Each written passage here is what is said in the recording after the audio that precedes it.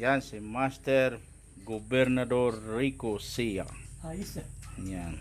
Yan ang gobernador ng Kearns. Tandaan nyo yan. Asan yung ating screw pa? Wala na yung screw bro. Wala ka na screw doon? Wala na po. Yan na po lahat. Wala na lahat? Yung nakapatong dyan kanina. Ang nakalagay dyan. Umulak. Tapos si Kapitan Ramil ng Kearns.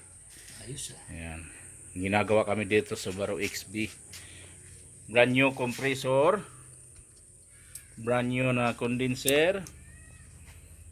Brand new din yung TX valve namin. Tapos sa loob niyan, bagong evaporator din. Ayun yung luma niya. Ayan. So, dito pakita ko sa inyo yung loob ng sasakyan.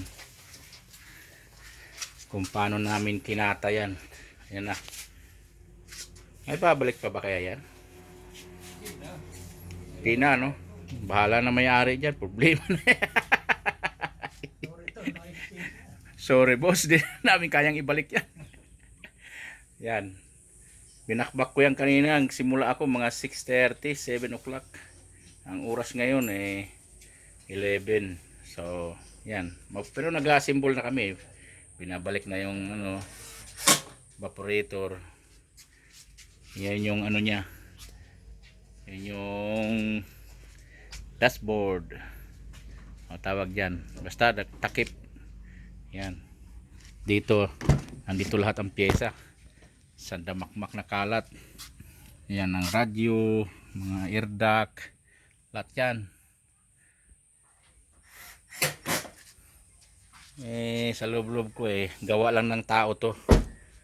Kaya magagawa ko rin. Kaya binaklas ko na. Yun lang yan. So, Subaru XB 2017. Yan. Again, yan si Kapitan Ramil ng Kearns. Bro, final check. Saan bagay ito set? Yan si Gob Rico. Group talaga eh. Gobernador ng Kearns. Tingin ko bro. Ano sa palagay mo? Di ako mapalagay. Yan. Final checks lang tapos para okay na. Tingin ko naman. Wala naman sumobra screw. Wala naman sumobra. Wala rin kumulang. Ayun, yung dalawa. Meron pa pala. Yun dito. Huli ka sa camera bro. Hahanapin natin yan. Yun. Yan lang ginagawa namin. Bahay-bahayan kami. Problema ko pa nga, 2 tornilyo dito. Okay na. Wala. Ayawan ko. Wala sa loob. Kung bakit nawala, baka nasa loob ng compressor.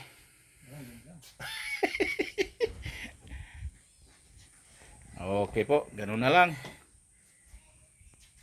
Basta ito ay Subaru XB 2017, palit compressor, brand new. Brand new evaporator, brand new condenser, brand new TX valve. So, yun. Siguro masaya na yan ang lamig niyan pagkatapos.